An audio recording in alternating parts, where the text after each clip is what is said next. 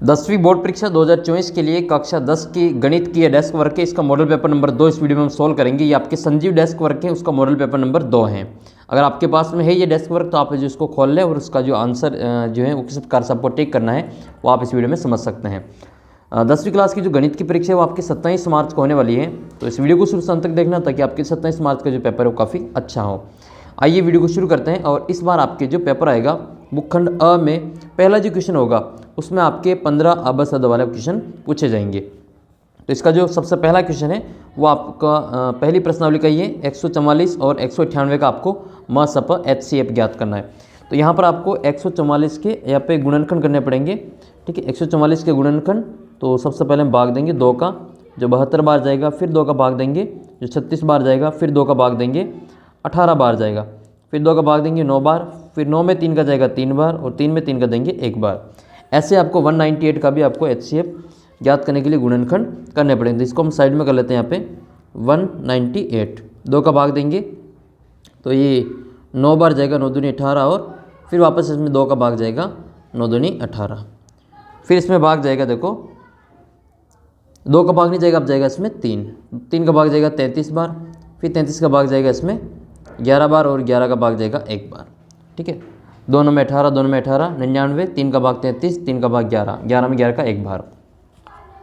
HCF ज्ञात करने के लिए क्या करते हैं, HCF के लिए जो दोनों में कॉमन हो उसको 1 बार लिखा जाता है। तो इसमें क्या कॉमन है, इसमें 2 कॉमन है, तो एक तो हम 2 लिखेंगे, एक तो आएगा इसमें 2, एक आपका इसमें ये और इसमें 3 है तो एक आ जाएगा ये 3, एक और 3 कॉमन है तो एक और 3 कॉमन लिख लेंगे, तो इंटू में 3 आ जाएगा। तो फिर इनको गुणा करेंगे, 3 दूनी 6 और 6 तिया 18, तो इसका जो उत्तर है वो कितना आएगा आपके 18 आएगा। 18 आपके ऑप्शन नंबर द में दे रखा है, यही इसका करेक्ट आंसर है। तो इसका जो सही उत्तर है वो आपके 18 हो जाएगा।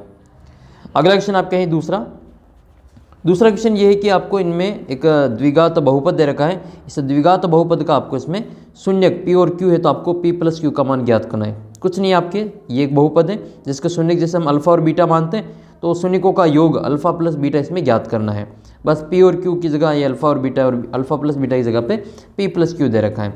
तो इसको हम डायरेक्ट करेंगे बिना किसी शून्य निकालें। शून्यकों का योगफल क्या होता है, वो होता है अल्फा प्लस बीटा, या फिर P + Q बराबर क्या होता है, माइनस का B/A होता है।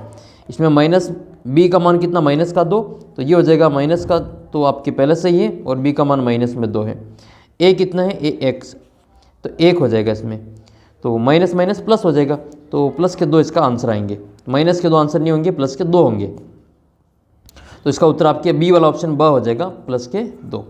इसमें अगर आपको शून्यकों का गुणनफल पूछते हैं तो हम PQ करते हैं। PQ बराबर होता है C/A। C का मान कितना है, माइनस के 3, और A कितना है 1, तो PQ कितना हो जाएगा, माइनस का 3 हो जाएगा। अगला क्वेश्चन आपका ये है कि प्रथम 5 विषम संख्याओं का माध्य ज्ञात करना है। शुरू के 5 विषम संख्या लेनी है और उनका आपको माध्य ज्ञात करना है। प्रथम 5 विषम संख्या कौन कौन सी होती हैं, 1, 3, 5, 7 और 9। वे संख्या है जो 2 के पहाड़े में नहीं आती, सारी की सारी विषम संख्या है। जिसमें 2 का भाग नहीं जाता वो सारी की सारी विषम संख्या है। शुरू के 5 विषम संख्याओं का आपको माध्य ज्ञात करना है, तो इन 5 संख्याओं की जोड़ करनी है और फिर इसमें 5 का भाग देना है। इन 5 संख्याओं की जो जोड़ आती है वो 5 विषम संख्याओं का योग 25 होता है। बटे में 5 आएंगे, 25 में 5 का भाग 5 बार जाएगा, तो इसका जो उत्तर है वो कितना आएगा आपके ऑप्शन नंबर स आ जाएगा, 5। देखो अब ये मैं जोड़ डायरेक्ट कैसे बताई, तो जितनी भी विषम संख्या हो उनका योग ज्ञात करना हो प्रथम विषम संख्याओं को, तो उसका स्क्वायर कर देना है। 5 विषम संख्या का योग 5 का स्क्वायर 25 हो जाएगा। 7 विषम संख्याओं का योग पूछे तो 7 का स्क्वायर 49 हो जाएगा। ऐसे अगर आपको 10 विषम संख्या दे दे तो कुछ नहीं करना, आपको प्रथम 10 विषम संख्याओं का योग ज्ञात करें, तो 10 का स्क्वायर कितना हो जाएगा, 100/10 बराबर 10 उत्तर हो जाएंगे। तो जैसा आप उत्तर पूछे वैसा आपको जवाब दे देना है। नेक्स्ट क्वेश्चन की ओर बढ़ते हैं, क्वेश्चन नंबर 4। इसमें आपको रैखिक समीकरण युग्म का हल ज्ञात करना है। एक तो है x + y = 4, x + y = 4, दूसरी है x - y = 2, x - y = 2। देखो ये समीकरण 1 है, ये समीकरण 2 है। इसमें x तो दोनों प्लस के ही है, y इसमें चेंज है, एक प्लस का एक माइनस का है। जब ये अलग अलग होता है तो इनको हम जोड़ लेते हैं, विलोपन विधि से इनको जोड़ा जाता है। तो समीकरण 1 और 2 को जोड़ेंगे तो y से y कट जाएगा और इधर बचेगा आपका 2x, और 4 और 2 कितने हो गए, 6। x का मान ज्ञात करना, तो 6 में 2 का भाग दे देंगे, तो x बराबर कितना आएगा, 3 आएगा। तो x बराबर 3 जिस भी उत्तर में दे रखा है वही उत्तर अपना आंसर हो जाएगा। x बराबर 3 इसमें दे रखा है, x बराबर 1 दे रखा है, ये गलत है। x बराबर y बराबर 2 ये भी गलत है। x बराबर 4 ये भी गलत है। इसका जो फाइनल उत्तर है वो x बराबर 3 होगा, जो कि ऑप्शन ए में दे रखा है। y का भी मान ज्ञात करना हो तो इस x बराबर 3 को किसी एक समीकरण में रखेंगे और y का मान आ जाएगा। जैसे x प्लस वाई बराबर 4 है तो x बराबर 3 लिखेंगे तो 3 प्लस वाई बराबर 4, तो y बराबर 4 माइनस 3 होगा, जो कितना आएगा 1 आएगा। x बराबर 3 और y बराबर 1 इसका आंसर होगा। नेक्स्ट क्वेश्चन है, किसी समांतर श्रेणी का प्रथम पद 2 है और उसका सार अंतर 3 है, तो समांतर श्रेणी ज्ञात करनी है। तो समांतर श्रेणी का जो पहला और डी दे रखा है, पहला पद दे रखा है a बराबर कितना दे रखा है 2 और d बराबर कितना दे रखा है, वो दे रखा है 3। अब आपको दूसरा पद ज्ञात करें तो इसमें 2 में 3 जोड़ेंगे कितना हो जाएगा, दूसरा पद आपके हो जाएगा a2 बराबर a प्लस डी, a कितना है 2 और डी कितना है 3, 2 और 3 5 हो जाएंगे, तो दूसरा पद कितना आएगा 5 आएगा। फिर इसमें 3 और जोड़ेंगे तो इसका अगला पद आ जाएगा तीसरा पद, वो कितना आएगा आपके 8 आ जाएगा। तो 3 5 8, सॉरी 3 नहीं 2 5 और 8, तो 2 5 8 आपके ऑप्शन पर अ में दे रखा है, यही इसका करेक्ट आंसर होगा। नेक्स्ट क्वेश्चन है, दो त्रिभुजों की सर्वांग सम होने के लिए निम्नलिखित में से कौन सा प्रतिबंध पर्याप्त नहीं है।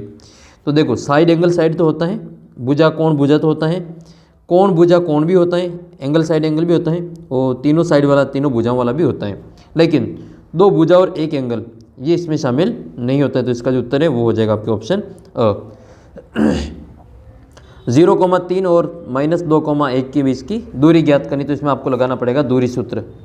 दूरी सूत्र लगाएंगे तो ये तो हो जाएगा x1 y1, ये हो जाएगा आपका x2 और y2। दूरी सूत्र लगाएंगे इसमें हम तो ये हो जाएगा x2 माइनस x1, इसका सूत्र होता है x2 माइनस x1 का whole square plus y2 minus y1 का होल स्क्वायर। x2 का मान कितना है -2, तो यहाँ पे हम क्या करेंगे -2 में से इस 0 को घटाएंगे, x1 का मान 0 है, इसका होल स्क्वायर करेंगे। y2 का मान कितना है 0, इसमें से हम 3 को घटाएंगे, इसका होल स्क्वायर करेंगे। -2 में से 0 गया तो माइनस का 2 करेंगे और -2 का स्क्वायर कितना होगा 4। 0 में से 3 गया तो -3 का स्क्वायर 9 हो जाएगा, तो 9 और 4 कितना होगा √13। √13 आपके जो ऑप्शन जो सेकंड ऑप्शन उसमें आपके आंसर दे रखा है √13। अगला प्रश्न आपके 8 tan x बराबर 15 है तो sin x minus cos x का मान ज्ञात करना है। इसमें tan का मान दे रखा है, आपको sin और cos का मान निकाल के इसको घटाना है। सबसे पहले तो इसको 8 tan x को सही रूप में लिखेंगे, तो ये 8 इधर चला जाएगा भाग में, तो tan x बराबर कितना हो जाएगा, tan x बराबर हो जाएगा आपके 15/8।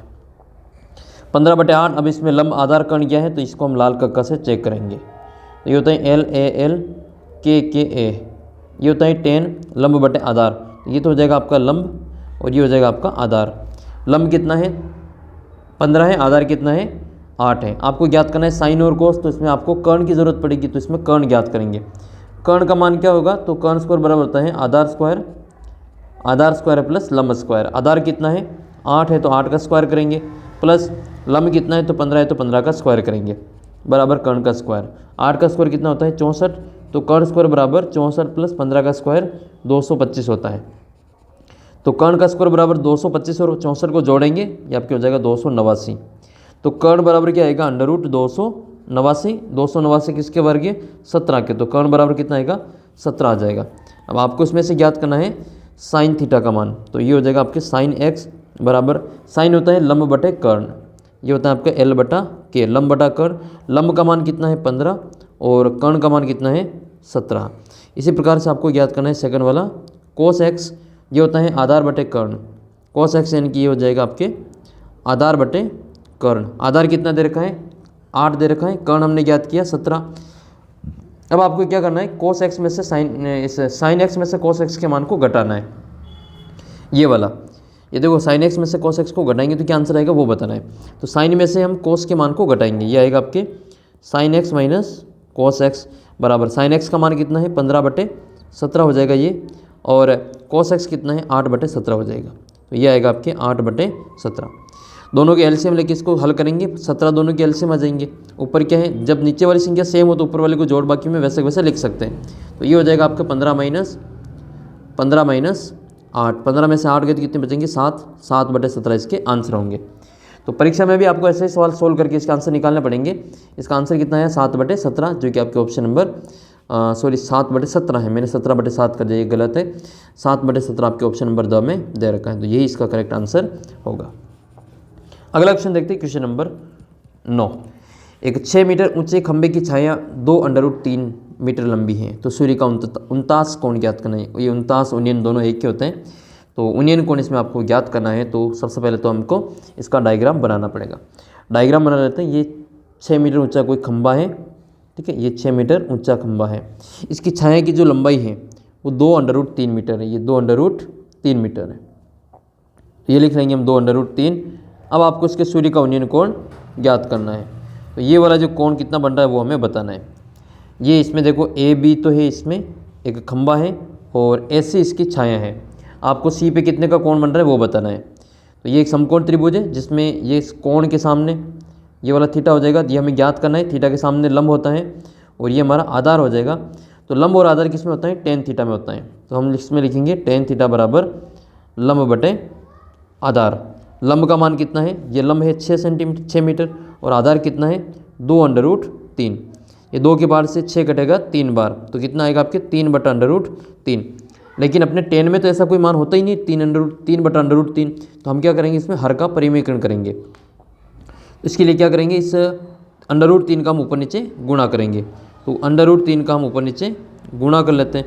तो ये तो ऊपर हो जाएगा 3√3 और बटे में इन दोनों √3 को गुणा करेंगे तो ये 3 आएगा। फिर 3 से 3 कट जाएगा, तो ये बचेगा आपके टेन थीटा बराबर √3। अब ये चेक करो कि टेन थीटा में √3 किसका मान होता है। तो टेन थीटा में √3 ये जो मान होता है वो टेन 60 का मान होता है। तो इसकी जगह हम लिखेंगे बराबर में टेन 60। 10 से 10 कैंसिल हो जाएगा, तो थीटा बराबर कितना आएगा आपके, थीटा बराबर आ जाएगा आपके 60 डिग्री। तो इसका आंसर कितना आएगा आपके 60 डिग्री आएगा, जो कि ऑप्शन नंबर में दे रखा है। यही इसका करेक्ट आंसर होगा। नेक्स्ट क्वेश्चन की ओर बढ़ते हैं। क्वेश्चन नंबर 10 है। इसमें आपको वर्ग अंतराल 24 से 30 का वर्ग चिन्ह ज्ञात करना है। वर्ग चिन्ह का मतलब क्या होता है, मध्यमान ज्ञात करना है, बीच की संख्या बतानी है, ठीक है। 24 और 30 के बीच की संख्या बतानी। कैसे ज्ञात करते हैं, इसमें ये 24 है और 30 है। 24 को कहा जाता है निम्न सीमा, निम्न सीमा, और इस 30 को कहा जाता है ऊपरी सीमा। तो इन दोनों का जोड़ करके, निम्न सीमा और ऊपरी सीमा को जोड़ करके इसमें 2 का भाग दिया जाता है। तो 24 और 30 को जोड़ेंगे और फिर इसमें 2 का भाग देंगे। जो उत्तर कितना आएगा आपके 54 आएगा, और 54 में 2 का भाग देंगे तो इसका उत्तर आएगा आपके 27 आपके ऑप्शन नंबर ब में दे रखा है। यही इसका करेक्ट आंसर होगा। ये 24 क्या है, ये 24 निम्न सीमा है, ये 24 निम्न सीमा है। 30 क्या है, ऊपरी सीमा है। इसका वर्ग अंतराल कितना है आप कमेंट करके बताना कि 24 से 30 का वर्ग अंतराल कितना है। इसका उत्तर कमेंट करके लिखना है। नेक्स्ट क्वेश्चन की ओर बढ़ते हैं। Question number 11। एक वृत्त के केंद्र से समान दूरी पर स्थित जीवाएं एक दूसरे की होती हैं। एक वृत्त में ये एक वृत्त है और ये इसका है केंद्र। पहले तो जीवा समझ लो, जीवा क्या होती हैं। जीवा वृत्त के ऊपर किन्हीं 2 बिंदुओं को मिलाने वाला सीधा रेखाखंड जो होता है उसको हम जीवा कहते हैं। एक वृत्त के ऊपर 2 बिंदु हैं ए और बी, इनको जब हम सीधा मिलाएंगे तो ये जो एक रेखाखंड बनेगा ए बी, इसको हम इसकी जीवा कहते हैं। वृत्त की सबसे बड़ी जीवा उसका व्यास कहलाती है, जो उसके केंद्र से होकर गुजरती हैं। और जैसे इसकी दूसरी जीवा ये वाली है, ये वाली इसकी जीवा है जिसको हम नाम दे रहे हैं, ये इसकी जीवा है और इस जीवा का नाम है जैसे पी क्यू। अब वृत्त में केंद्र से समान दूरी पर जो जीवाएं हैं, ये मान लो बीच में ये इसका केंद्र है, इससे ये बराबर दूरी पे है।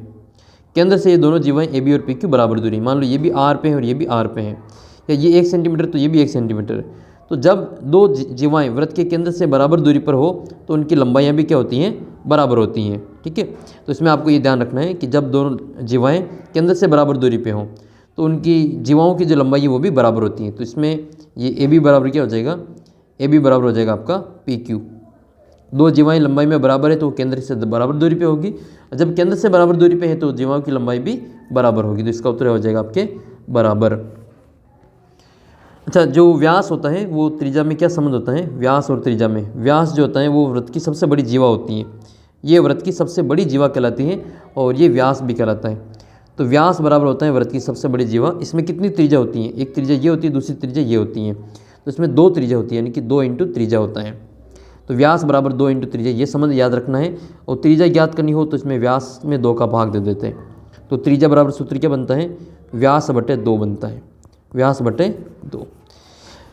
अगला क्वेश्चन देखते हैं, क्वेश्चन नंबर 12। 14 सेमी भुजा वाले एक घन से बड़ा शंकु काटा जाता है। इस शंकु का आयतन ज्ञात करना है। बहुत ही आसान सा सवाल है ये। 14 सेमी का एक घन है। जैसे मैं इसको थोड़ा सा यहाँ समझा देता हूँ। ये मान लो कोई एक घन है। घन जो होता है वो वर्गाकार होता है। जैसे घन जो होता है उसका जो शेप है वो वर्ग से बनता है। तो ये अगर घन है तो इससे हम कितना बड़ा शंकु काट सकते हैं? ज़्यादा से ज़्यादा ये इसका जो आधार होगा ये इतना ही होगा, इतना से बड़ा काटेंगे, और ऊंचाई जो होगी वो इस घन की जो ऊंचाई है उसके बराबर हो जाएगी। तो हम इतना ही ऊंचा इसमें शंकु काट सकेंगे और इतना ही चौड़ाई का हम शंकु इसमें काट पाएंगे। तो ये इसकी ऊंचाई है। ऊंचाई कितनी है? इस घन की ऊंचाई 14 सेमी। और ये भी कितना है? ये भी 14 ही है, क्योंकि घन तो जो वर्ग से बनता है और वर्ग की चारों भुजाएं बराबर होती हैं। तो इसका जो आधार है वो कितना हो जाएगा? 14 हो जाएगा। अब शंकु का आधार कितना है? 14 सेंटीमीटर का है। आधार मतलब पूरा व्यास। तो शंकु का व्यास कितना होगा? शंकु का व्यास, तो व्यास बराबर ये हो जाएगा, व्यास बराबर 14 सेंटीमीटर। तो इसमें त्रिज्या कितनी हो जाएगी? 14/2 हो जाएगी, बराबर 7 सेंटीमीटर। तो फिर इस शंकु की ऊंचाई कितनी है? ये सीधी ऊंचाई है आपके, ये जितनी ऊंचाई है वही इसकी इस घन की ऊंचाई है। तो ये कितनी हो जाएगी आपके? तो ये हो जाएगी इसमें आपके 14। तो h बराबर कितना लिखेंगे? h बराबर आएगा इसमें 14। r बराबर 7 है, h बराबर 14 है। फिर आपको घन का जो आयतन है उसका सूत्र लगाना है। घन का आयतन क्या होता है? घन का आयतन होता है 1/3 into pi R square H. इसमें पाई आर और एच का मान लिखेंगे और इसको 3 से काट देंगे। तो यहाँ पे 1/3 आ जाएगा, इंटू पाई का मान 22/7 आ जाएगा, इंटू आर का मान कितना है? 7 है।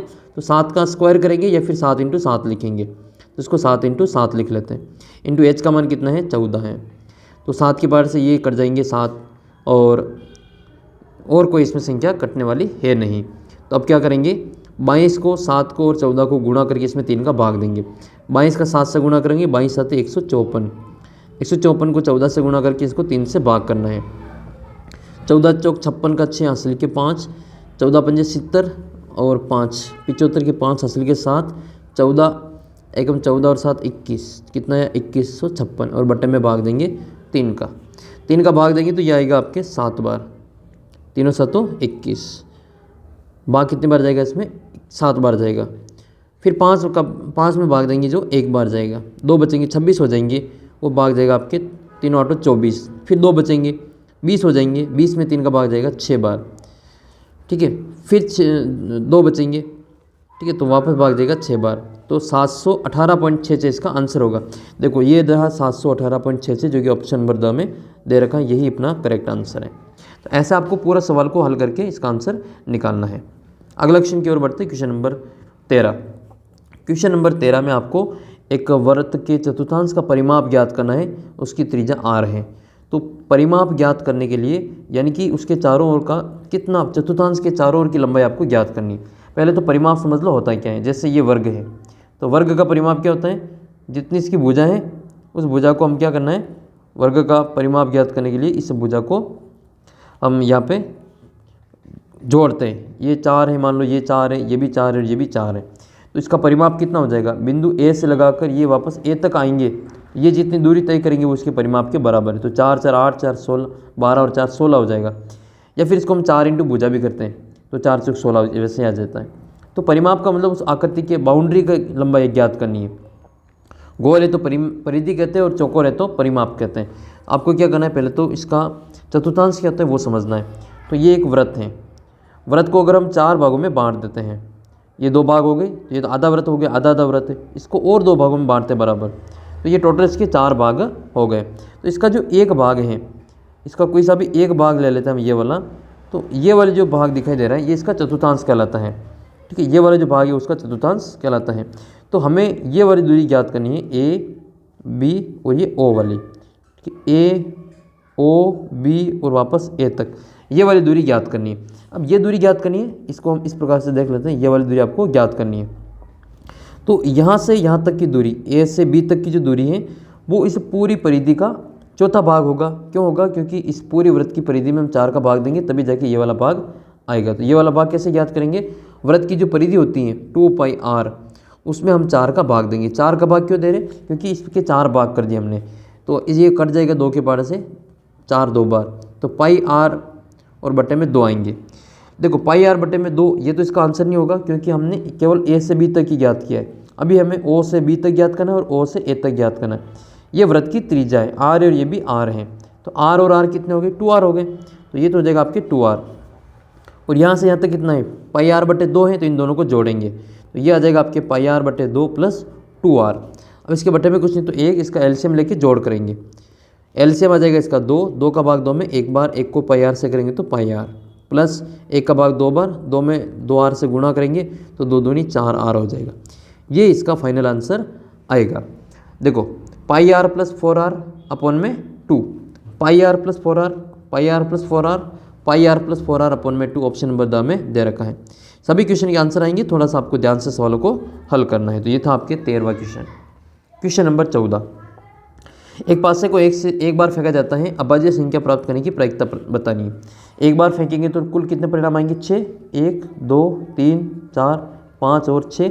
इसमें से अभाज्य कौन कौन सी हैं, इसमें से प्राइम नंबर कौन कौन से, अभाज्य संख्या हो जाएगी 2 3 और 5। अनुकूल परिणाम होंगे 3, कुल परिणाम होंगे 6, 3/6, 3/6 बोले तो 1/2, 1/2 कहाँ पे होगा, ऑप्शन अ में इसका आंसर दे रखा है, फर्स्ट ऑप्शन 1/2 इसका करेक्ट आंसर होगा।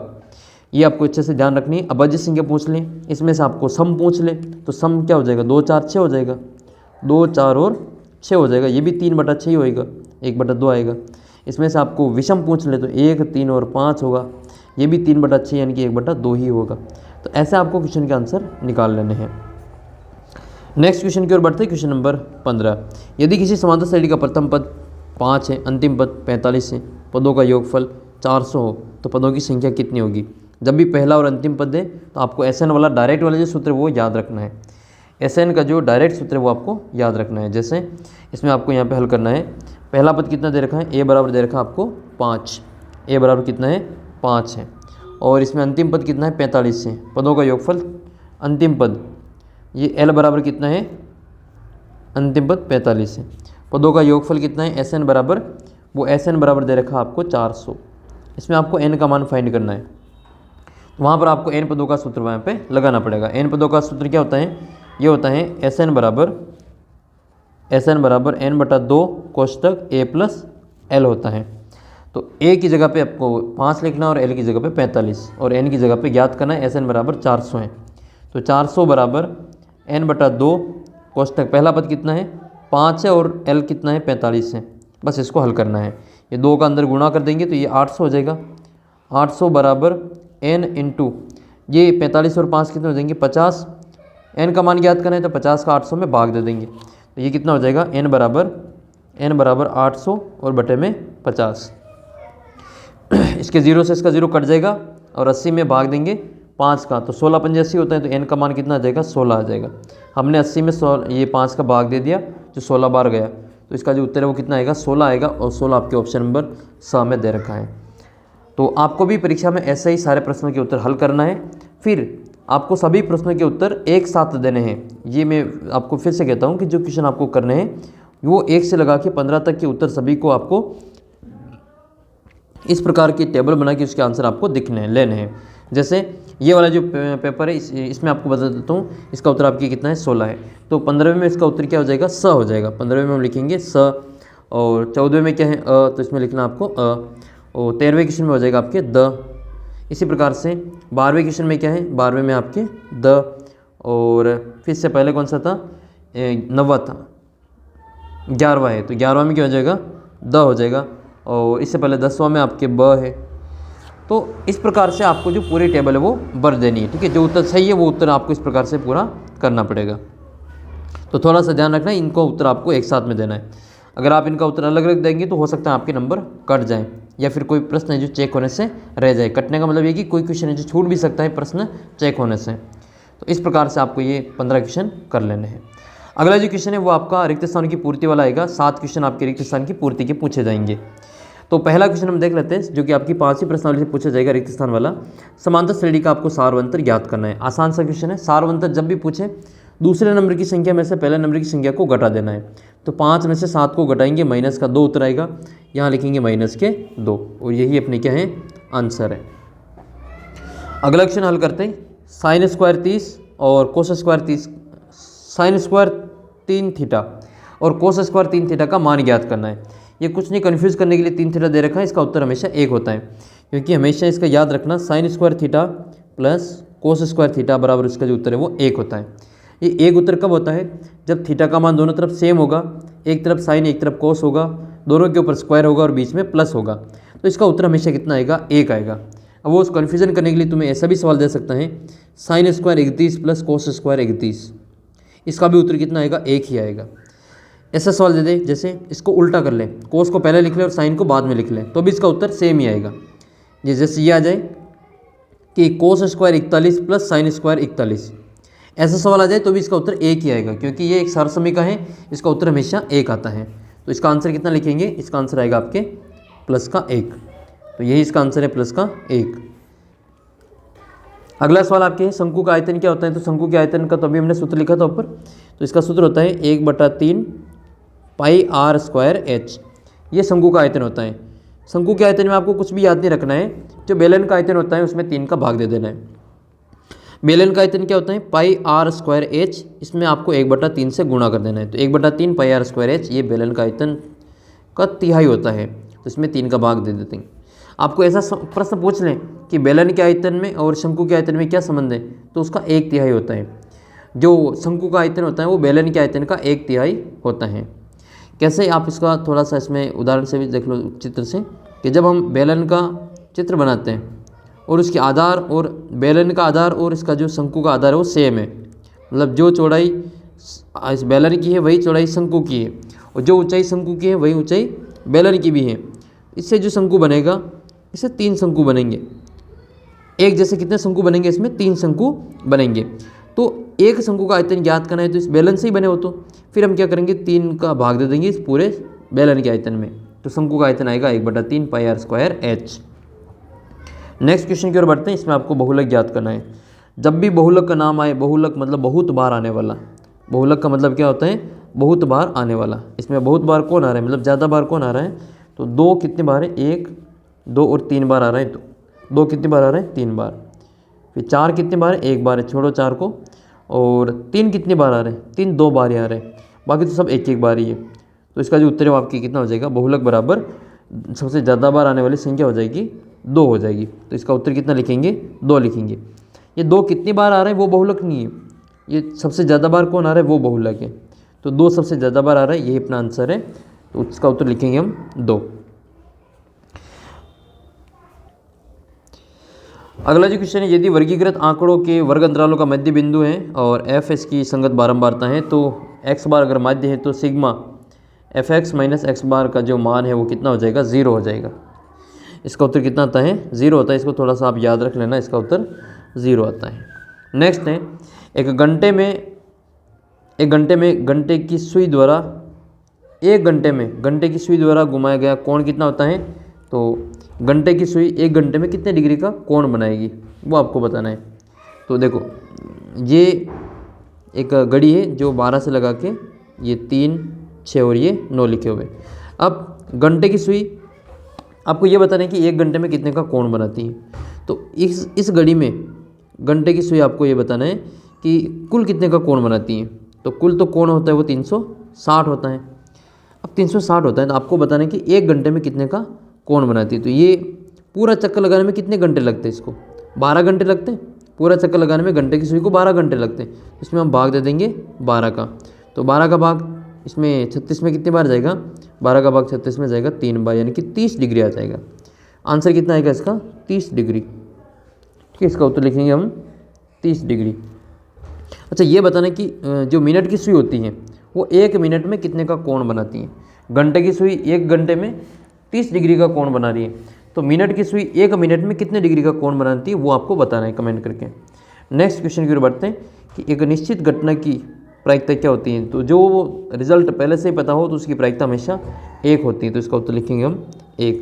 इसको हम निश्चित घटना कहते हैं, जिसकी प्रायिकता हमें पहले से ही पता हो, जिसका रिजल्ट हमें पहले से पता हो तो उसको हम निश्चित घटना कहा जाता है। जो घटना असंभव होती है, जिसका घटना घटित होना संभव ही नहीं हो, उसको हम असंभव घटना कहते हैं। जैसे एक पासे को फेंके और उसके ऊपर 7 लाना, तो पासे के ऊपर 1 से 6 तक की गिनती होती है, 7 हम नहीं ला सकते, तो वो फिर आपका जो असंभव घटना हो जाएगी। ठीक है, इस प्रकार से इसका जो उत्तर है वो क्या हो जाएगा, 1 हो जाएगा। फिर आपका अगला क्वेश्चन है क्वेश्चन नंबर 3, अति लघुतरात्मक प्रश्न। इसमें आपके 10 क्वेश्चन आएंगे, एक एक नंबर के 10 क्वेश्चन। तो शुरू के आपके पहले क्वेश्चन में 22 क्वेश्चन हो गए, दूसरे क्वेश्चन में आपके 7 क्वेश्चन हो गए और तीसरे में आपके 10 क्वेश्चन हो गए। अगर आप ढंग से इन 3 प्रश्नों को भी कर लेते हैं तो आपके जो 32 नंबर होते हैं, और 32 नंबर तो बहुत ही अधिक होते हैं पास होने के लिए। तो आपको टोटल 100 में से 33 लाने हैं, 100 में से 33 चाहिए। पास तो आप इन 2-3 प्रश्नों से ही हो जाएंगे। तो पास होना कोई मुश्किल काम नहीं, तो आसान काम है। इसमें थोड़ा सा आप ध्यान देंगे तो अच्छे से नंबर इसमें प्राप्त कर पाएंगे। तो तीसरा का पहला क्वेश्चन है 3825, इसकी अभाज्य गुणनखंड के रूप में इसको व्यक्त करना है।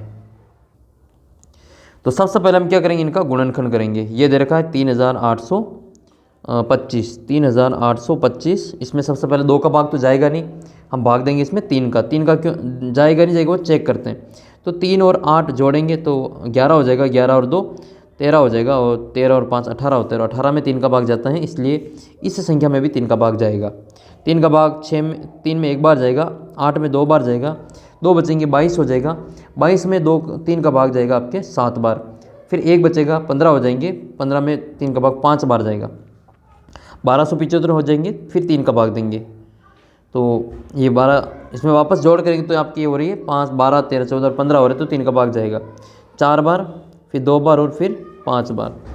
अब इसमें जो आपके 3 का भाग नहीं जाएगा, देख लेते 4 2 6 और 5 11 हो रहे हैं, तो 3 का भाग इसमें नहीं जाएगा। अब भाग देंगे फिर 5 का भाग 4 में नहीं जाएगा, 42 में देंगे, तो 42 में जाएगा आपके 8 बार, 8 पंजे 40, 2 बचेंगे 25 हो जाएंगे, 5 बार जाएगा। 25 में फिर 5 का भाग जाएगा 1 बार, 3 बचेंगे 35, 17 हो जाएंगे, 17 पंजे 85 होता है। तो फिर इसमें 17 का भाग जाएगा 17 में 1 बार। तो ये जो संख्या है इन सभी को आपको गुणा में लिखना है, गुणनफल के रूप में लिखना है। तो हम लिखेंगे इसको अभाज्य गुणनखंड के रूप में कि 3825 बराबर क्या हो जाएगा, ये 3 गुणा 3 गुणा 5 गुणा 5 और गुणा में 7। आपको ये पूछा गया है कि इसको गुणनफल के रूप में लिखना है, तो ये इसका आंसर हो जाएगा। लेकिन अगर इसी सवाल को गुणनफल में नहीं पूछ के इसको घात रूप में पूछें कि सवाल गुणनखंड को घात रूप में लिखिए, तो आपको इनको घातों के रूप में लिखना पड़ेगा। फिर हम क्या करेंगे, ये 3 कितनी बार है, 2 बार, तो हम लिखेंगे इसको 3 की घात 2। 5 कितनी बार है, 2 बार, तो 5 की घात 2। 17 की घात कितनी है, तो 17 की घात 1 हो जाएगी। ये तो आपका घात रूप। अगर सवाल में आ जाए आपकी परीक्षा में कि घात रूप लिखिए, पहले भी आ रखा है सवाल, तो याद रख लेना घात के रूप में लिखना पड़ेगा। तो 3 2 बार है और 5 2 बार है, 7 1 बार है। और क्या सवाल बन सकता है, और सवाल बन सकता है इसमें घातों का योग। घातों का योग, इनकी जितनी भी ऊपर घात है इन सभी की जोड़ करनी है। तो 2 और 2 4 और 1 5 हो जाएगा। इसको लिखेंगे 2 + 2 + 1 बराबर कितना हो जाएगा, 5 हो जाएगा। घातों का योग पूछे तो भी आपको योग कर लेना है, गुणनफल पूछे तो गुणनफल, और घात रूप में पूछे तो इसको घात के रूप में लिख लेना है। अगला क्वेश्चन देखते हैं, क्वेश्चन नंबर तीसरे का दूसरा बहुत ही इंपॉर्टेंट क्वेश्चन है। ये आपके मॉडल पेपर में भी दे रखा है ऐसा कैसा क्वेश्चन, तो आपके ये वाला आने की पूरी संभावना है। इसमें एक द्विघात बहुपद का 1 0 3 दे रखा था, आपको k का मान ज्ञात करना है। शून्य क्या होता है, x की जगह पे इसको रखेंगे तो 0 कर देगा।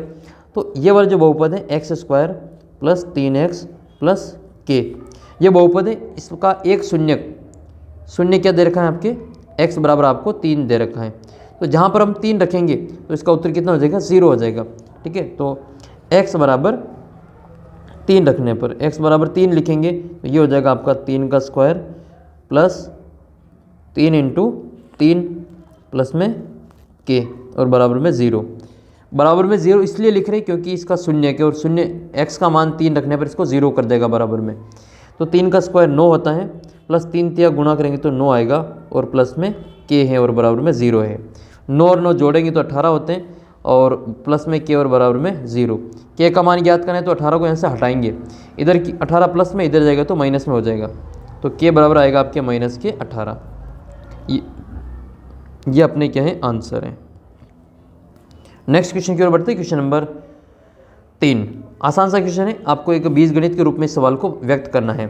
तो पहले तो हम मान लेंगे कि माना कि देखो 2 चीज़ें हैं, 7 पेंसिल और 5 पेन का कुल मूल्य 29 रुपये, तो इसको आपको बीजगणित के रूप में लिखना है।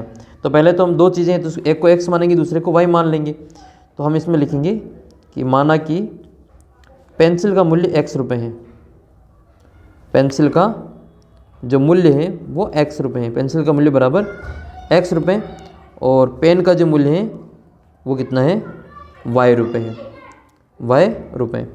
अब 7 पेंसिल का मूल्य कितना हुआ, एक पेंसिल का x रुपये तो 7 पेंसिल का 7x हो जाएगा। एक पेन का मूल्य y रुपये तो 5 पेन का कितना होगा, 5y हो जाएगा। तो पेंसिलों का मूल्य 7x हुआ और पेनों का मूल्य 5y हुआ। दोनों की जोड़ कितनी देर की, 29 देर की। तो बस इसको समीकरण के रूप में लिखना है। तो ये हो जाएगा आपका 7x प्लस 5y और बराबर में 29। इसका बीजगणितीय रूप आपको इस प्रकार से ये बना लेना है कि आपकी किताब में वो बल्ले और बैट वाला जो बल्ले और गेंद वाला जो सवाल दे रखा है वो भी करना है, अंगूर और सेब वाला दे रखा है वो भी आप इस प्रकार से इसको बना सकते हैं। ये इसका फाइनल उत्तर होगा। नेक्स्ट क्वेश्चन की ओर बढ़ते हैं। क्वेश्चन नंबर, ये अपना क्वेश्चन नंबर 4 है जो कि संलग्न आकृति BC समांतर है PQ के। यदि AP बराबर 4 सेमी और AQ बराबर 5 सेमी और QC बराबर 2.5 सेमी तो PB का मान आपको ज्ञात करना है। ये जो सवाल है आपके 6ठी प्रश्नावली का सवाल है, 6.2 का पहला सवाल है ये आपके थेल्स प्रमेय पर आधारित सवाल है। तो इस सवाल को भी हम सोल्व करते हैं। थेल्स प्रमेय क्या होती है, ये त्रिभुज है मान लो, और त्रिभुज में इसकी किसी एक भुजा के समांतर ये त्रिभुज है, ठीक है। ये त्रिभुज का नाम है आपके ए बी और सी। ये ABC एक त्रिभुज है, जैसे ये दे रखा वैसे मैं आपको बता रहा हूँ। तो इसमें अगर किसी एक भुजा के समांतर एक अन्य रेखा हम और खींचते हैं, हम इसके समांतर रेखा खींच रहे हैं QP। क्या खींच रहे हैं हम इसमें, QP खींच रहे हैं। तो ये जो रेखा जो दो बिंदुओं पे काटेगी, ये P और Q बिंदुओं पर, ये दोनों बिंदु इन दोनों बाकी जो बची हुई भुजा है AC और ये AB, इनको बराबर अनुपात में बांटेंगे। बराबर अनुपात कैसे, AQ बटा ये QC होगा, ये AQ बटा QC होगा, और इधर क्या आएगा आपके AP और बटे में PB आएगा। आपको इस PB का मान ज्ञात करना है। बाकी AQ, ये AP और QC और AQ ये सारे दे रखे हैं देखो। तो हम क्या करेंगे, इसमें इनके मान लिख लेंगे। AQ का मान कितना है, AQ बराबर 5 सेमी दिया आएगा आपके यहाँ पे 5 सेमी, और इसमें QC कितना है, QC 2.5 सेमी, 2.5 सेमी। बराबर में AP कितना है, AP है 4 सेंटीमीटर, ये आएगा आपके 4 सेंटीमीटर। बराबर में PB ज्ञात करना है तो इसको PB ही लिख लेंगे। अब आपको पक्षांतरण करके इनको यहाँ से हल कर लेना है। तो इसको मैं वापस यहाँ से यहाँ लिख लेता हूँ। तो ये हो जाएगा आपके 5 इंटू PB बराबर क्या आएगा आपके 4 इंटू 2.5 आ जाएगा। अब यहाँ पर हम इनको गुणा करेंगे और 5 का इसमें भाग देंगे। तो ये हो जाएगा आपका PB बराबर 4 इंटू 2.5 और बटे में आ जाएगा आपके 5। 10 मतलब हटाएंगे तो ये हो जाएगा आपका नीचे 10।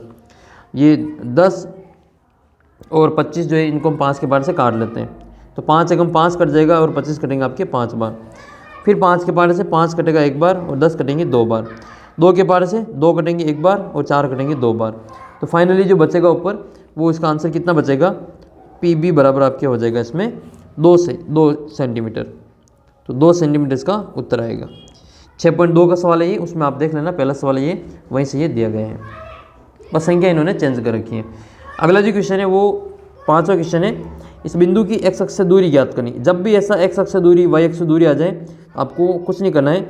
x अक्ष से दूरी पूछे तब तो आपको y का मान लिखना है। तो x अक्ष से दूरी कितनी हो जाएगी, 9 इकाई हो जाएगी। इसका जो उत्तर लिखेंगे हम इसमें x अक्ष से दूरी बराबर 9 इकाई लिखेंगे। इकाई इसलिए क्योंकि दूरी किसी न किसी में मापी जाती है, चाहे वो मीटर हो, सेंटीमीटर हो, किलोमीटर हो, उसमें मापते हैं। और अगर इसमें y अक्ष से दूरी पूछे, y अक्ष से दूरी, तो इसका जो उत्तर है वो माइनस का 2 नहीं होगा। अब आप सोच रहे होंगे कि x अक्ष से दूरी तो y का मान लिखा और y अक्ष से दूरी तो फिर x का मान क्यों नहीं लिख रहे। तो हाँ होगा तो इसमें x का मान ही, लेकिन वो प्लस में होगा। तो y अक्ष से दूरी पूछे तो आप इसमें लिखेंगे x का मान वो भी प्लस में। तो वो कितने हो जाएगी आपके 2 इकाई हो जाएगा। हमने इसमें माइनस क्यों नहीं लिया, तो याद रखना दूरी कभी भी माइनस में नहीं होती हैं।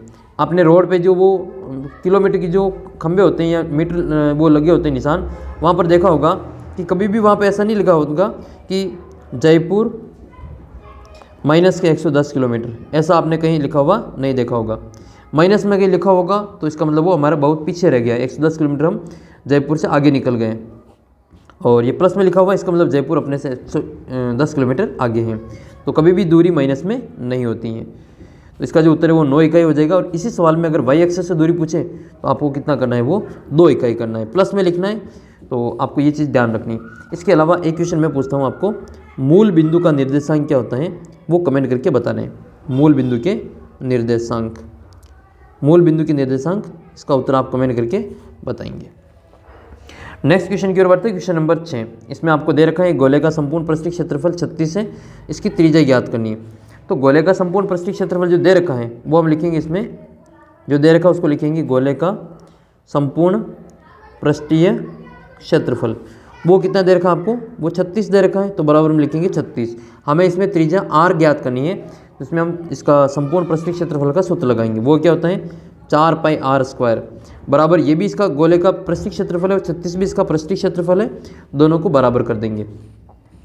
फिर यहाँ पे 4 और पाई का यहाँ से हटाएंगे क्योंकि r का मान ज्ञात करना है। तो 4 इंटू पाई का मान कितना होता है, 22/7 इंटू r का स्क्वायर बराबर कितना है, 36 है। हमें r ज्ञात करना है, तो इस 22, 7 और 4 को हटाएंगे, तो ये हो जाएगा आपका यहाँ पे r² बराबर 36 इंटू 7 और बटे में आएगा आपके 4 इंटू 22। तो इसको काट लो, 4 के पार से 4 एक बार और 36 कटेंगे 9 बार। और कोई संख्या कटती है तो उसको काट लेंगे, और कोई संख्या इसमें नहीं कट रही है। तो इसका जो उत्तर है वो आ जाएगा, 7 को हम 9 से गुणा करेंगे तो 7 में 63 और बटे में क्या आएंगे, बटे में आ जाएंगे आपके 22 आ जाएंगे।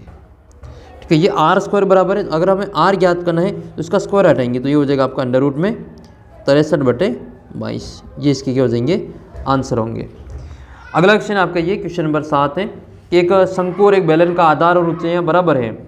एक शंकु और एक बेलन की जो आधार और उसकी ऊंचाइयाँ बराबर हैं, समान है, तो इनके आयतनों का अनुपात ज्ञात करना है। ये कह रहे हैं कि इसका जो r और h है वो सेम है, r और h दोनों का बराबर है। तो जो त्रिज्या बेलन की है वही त्रिज्या शंकु की है, और जो ऊंचाई अपने शंकु की है वही ऊंचाई अपने बेलन की भी है। तो इसमें r और h दोनों का सेम है। तो ऐसा सवाल जब भी आ जाए तो उसमें आपको कुछ नहीं करना है, दोनों के सूत्र लिखने और फिर r से r और h से h काट देना है, बचे हुए अपने आंसर होंगे। लेकिन जो पहले लिखा हुआ है उसका अनुपात में ऊपर लिखना है, जो बाद में लिखा हुआ है उसका अनुपात में नीचे लिखना है। तो हम इसको लिखेंगे कि r बराबर क्या दे रखा है, इसमें h दे रखा है, तो हमें इस अनुपात ज्ञात करना है। तो हम इसमें लिखेंगे बेलन का आयतन, दोनों के आयतन का सूत्र लिखेंगे, बेलन का आयतन, और बटे में लिखेंगे हम इसमें शंकु का आयतन, शंकु का आयतन, और दोनों के आयतन का सूत्र लिखेंगे। बेलन का आयतन क्या होता है, बेलन का आयतन होता है पाई r² h, और शंकु का आयतन होता है 1/3 पाई r² h। देखो इसमें r और h बराबर दे रखा है, इसलिए हम r को r से और h को h से काट देंगे। तो यहाँ पर क्या हो जाएगा, ये पाई से पाई कट जाएगा, r² से r² कट जाएगा, h से h कट जाएगा, ऊपर तो बचेगा 1 और नीचे बचेगा 1/3। तो हमें इसमें 1 में भाग देना है 1/3 का, तो ये भाग बदलेगा गुणा में, तो ये हो जाएगा 1 इंटू 3/1 हो जाएगा। तो इसका जो उत्तर है वो कितना आएगा, 3/1 आएगा। 3/1 का मतलब कितना होता है, 3:1। इसका जो उत्तर है वो कितना आएगा आपके, 3:1 आएगा। यानी कि अगला जो क्वेश्चन है, क्वेश्चन नंबर आपका 8 है। 21 सेमी त्रिज्या वाले वृत्त का एक चाप केंद्र पर 60 का कोण बनाता है, तो चाप की लंबाई ज्ञात करनी है। तो आपको ये एक तो इसका चित्र बना लेना है। ये कोई एक वृत्त है जिसकी त्रिज्या कितनी है, 21 सेमी है, तो इसकी त्रिज्या हो जाएगी आपकी 21 सेमी। इसके चाप द्वारा, ये एक चाप है ए और ये बी, इसके द्वारा केंद्र पे कितने का कोण बन रहा है, ये कोण केंद्र पे जो कोण बन रहा है वो 60 डिग्री का है, यहाँ पे कोण 60 डिग्री है। तो आपको ये चाप की लंबाई ए से बी तक ज्ञात करना है। तो इसमें आपको त्रिज्यखंड के चाप की लंबाई ज्ञात करनी है। इसमें दे रखा है आपके त्रिज्या बराबर, वृत्त की जो त्रिज्या है, त्रिज्यखंड की त्रिज्या वो r बराबर कितनी हो जाएगी, 21 सेंटीमीटर हो जाएगा, और कोण बराबर कितना हो जाएगा, कोण यानी कि थीटा बराबर हो जाएगा इसमें आपके 60 डिग्री। फिर हम इसमें सूत्र लगाएंगे, ये त्रिज्यखंड के चाप की लंबाई, तो चाप की लंबाई इसका सूत्र होता है θ/360 इंटू ये चाप जो है वो परिधि का भाग होता है, तो इसमें हम 2πr लिखते हैं। तो ये हो जाएगा आपका, थीटा का मान तो लिखेंगे इसमें 60 और बटे में आएगा इसका 360 इंटू 2 इंटू पाई का मान कितना होता है, 22/7 होता है, और r का मान कितना है, 21 है। तो हम इसको काटेंगे, देखो ये कट जाएगा, यहाँ पे 0 से 0 कट जाएगा, 6 के पारे से 36 कटेंगे 6 बार, और कौन कटेगा, तो 7 के पारे से 21 कटेंगे 3 बार, और कौन कटेगा इसमें, तो और कटेगा इसमें देखो ये वाले जो 3 है, इसके 3 से ये वाले 6 कटेंगे 2 बार, और कौन कट रहा है, तो इसके 2 से ये वाले 2 कटेंगे 1 बार, तो बचा क्या फिर, केवल 22 बचे ऊपर। तो अपना जो आंसर है वो कितना हो जाएगा, 22 सेंटीमीटर हो जाएगा। तो चाप की लंबाई कितनी आएगी, 22 आ जाएगी। अगला क्वेश्चन आपकी क्वेश्चन नंबर 9। भूमि के एक बिंदु से मीनार के पद बिंदु से 30 मीटर की दूरी पर है और मीनार के शिखर का उन्नयन कोण 30 डिग्री है, तो आपको मीनार का ऊंचाई ज्ञात करनी है। तो आप तो एक मीनार बना लेना, जैसे एक मीनार है ये AB, आप चित्र बना लेंगे तो फिर सवाल तो आसानी से हो जाएगा। तो ये एक मीनार है AB, और ये कह रहे हैं कि भूमि के एक बिंदु से, जो मीनार के पद बिंदु से 30 मीटर की दूरी पर है, ये मीनार का पद बिंदु है, आधार बिंदु को पद बिंदु कहते हैं। इससे 30 मीटर की दूरी पर एक कोई बिंदु है जिसको हम नाम दे रहे हैं यहाँ पे C, ये 30 मीटर की दूरी पर है। इस C बिंदु से इस A बिंदु का जो शिखर है उसका उन्नयन कोण ज्ञात करना है। मीनार का जो शिखर है वो A पे है, इस A से C का जो उन्नयन कोण बन रहा है वो आपको ज्ञात करना है। तो ये वाला कोण आपको ज्ञात करना है। तो एक समकोण त्रिभुज बनेगा ये, इसकी ऊंचाई मान लेते हैं हम H है। तो मीनार की जो ऊंचाई वो कितनी मान लेते हैं, माना कि मीनार की जो ऊंचाई है वो H मीटर है, माना कि मीनार AB की जो ऊंचाई है वो कितनी है, H मीटर है, और इसमें आधार की जो लंबाई दे रखी है आपको 30 मीटर, और कोण थीटा में ज्ञात करना है। तो समकोण त्रिभुज ABC में, समकोण त्रिभुज ABC में यहाँ लिखेंगे समकोण त्रिभुज ABC में, ये थीटा के सामने वाला क्या हो जाएगा, ये हो जाएगा आपके लंब, और जो बची हुई भुजा नीचे वो आधार, क्योंकि ये सबसे बड़ी भुजा तो कर्ण होती है। तो ये हो जाएगा आपके 30 वाला आधार। तो इसमें क्या क्या दे रखा है, लंब और आधार, लंब ज्ञात करना है और आधार दे रखा है। तो लंब और आधार किस में होता है, ये tan थीटा में होता है। लाल कक्का से इसको चेक करेंगे तो LAL KKA, तो ये लंब बटा आधार जो होता है वो tan में होता है। तो इसमें क्या क्या दे रखा है वो लिख लेते हैं। समकोण त्रिभुज में इसका जो आधार है वो तो क्या हो जाएगा, आधार बराबर हो जाएगा आपके BC बराबर कितना दे रखा है, 30 मीटर दे रखा है, और लंब कितना हो जाएगा, लंब हो जाएगा आपका इसमें AB, जो हमने क्या माना, H माना है। तो H ये इसकी मीनार की ऊंचाई हो जाएगी। मान ली इसमें लंब और आधार दे रखा है तो ये tan थीटा में होता है, तो इसमें हम लिखेंगे tan थीटा बराबर लंब बटे आधार, और उन्नयन कोण हमें ज्ञात करना है। तो लंब, ये उन्नयन कोण में दे रखा है 30 डिग्री, ज्ञात नहीं करना है, यहाँ पे 30 डिग्री दे रखा है। तो थीटा का जो मान है कोण C बराबर दे रखा है आपको, थीटा बराबर 30 डिग्री। इसमें tan थीटा की जगह 30 लिखेंगे, थीटा की जगह पे 30 आ जाएगा। तो ये आएगा आपके tan 30 बराबर लंब कितना है वो हमें ज्ञात करना है H, इसकी जगह AB भी लिख सकते हैं, H की जगह पे AB, ये वाला AB भी लिखा जा सकता है। आधार कितना है, 30 है, तो tan 30 का मान लिखेंगे, तो tan 30 का मान कितना होता है, √3 होता है, बराबर में आएगा आपके H बटा 30। H का मान ज्ञात करना है तो इस 30 को हम √3 से गुणा कर लेंगे, तो 30 इंटू √3 हो जाएगा, 30 इंटू √3। आप चाहे तो √3 का मान भी लिख सकते हैं 1.732, और इसको 30 से गुणा करेंगे और 3 संख्या छोड़ के वापस पॉइंट लगाएंगे तो वो भी आपके आंसर सही है। ये भी सही आंसर, और √3 का मान लिख के गुणा करके आंसर निकालोगे वो भी सही है। अगर सवाल में √3 का मान दे रखा है तो फिर आपको गुणा करके आंसर निकालना पड़ेगा, नहीं दे रखा है तो इसको यहीं तक छोड़ देना। तो इसका जो उत्तर है आपके आएगा √30 √3 मीटर। अगला क्वेश्चन की ओर बढ़ते हैं, क्वेश्चन नंबर 10। क्वेश्चन नंबर 10 है, एक वृक्ष पृथ्वी से 4 मीटर की ऊंचाई पर टूटकर इस प्रकार गिरता है कि वृक्ष का ऊपरी सिरा पृथ्वी के साथ में 30 डिग्री का कोण बनाता है। तो वृक्ष की कुल लंबाई आपको ज्ञात करनी है। तो इसका जो चित्र है वो आपको बना लेना है। वृक्ष जो है वो 4 मीटर ऊपर से टूटा है, तो ये आपका 4 मीटर, ये तो हो जाएगा आपके 4 मीटर, और ये यहाँ से टूटा और टूट के ये इस प्रकार से गिरा है। तो ये हमें नहीं पता, ये इसको मान लेंगे x मीटर। पहले ये पूरा था, तो ये अब 4 मीटर से गिर के इस प्रकार से धरती पे टिका हुआ है, और ये इसका जो सिरा है ऊपर का सिरा, ये A वो आपका यहाँ आ गया है, ये A B और C, और इसी बिंदु से वो टूटा है। तो आपको इसमें क्या करना है, इसके टूटने से पहले वृक्ष की जो कुल लंबाई वो ज्ञात करनी है।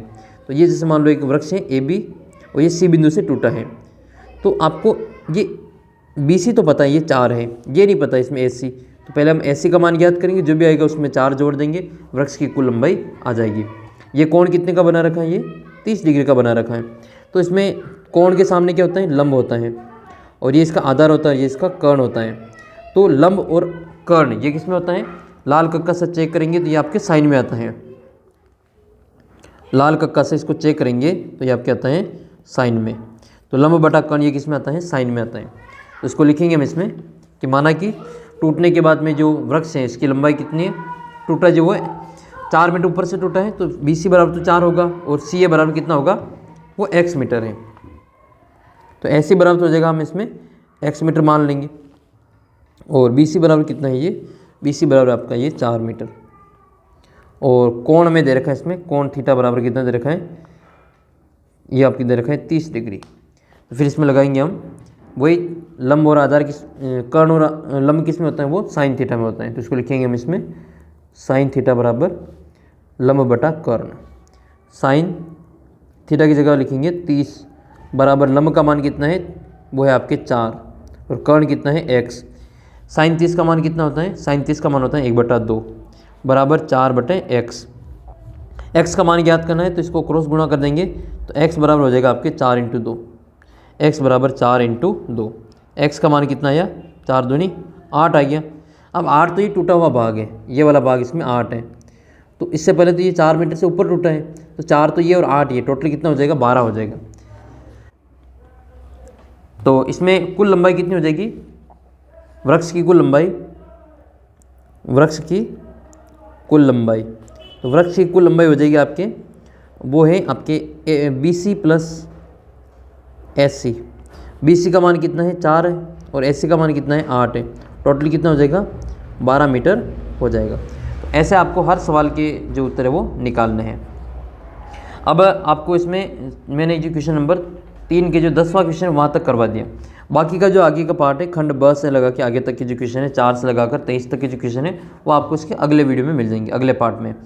तो वीडियो को लाइक करके चैनल को सब्सक्राइब जरूर कर लेना ताकि आपको जिसका अगला वीडियो जल्दी से मिल जाए। और उसका लिंक आपको इस वीडियो के नीचे डिस्क्रिप्शन बॉक्स में भी मिल जाएगा, क्योंकि वीडियो हो चुका है लगभग 52 मिनट का। तो अब तक है जो ये ज़्यादा हो गया तो इसको 2 पार्ट में डिवाइड करके बना देंगे। तो अगला वीडियो आपको इसी चैनल पर मिल जाएगा, जिसका लिंक वीडियो के नीचे आपको डिस्क्रिप्शन बॉक्स में और एंड स्क्रीन पे इसका लिंक आपको मिल जाएगा।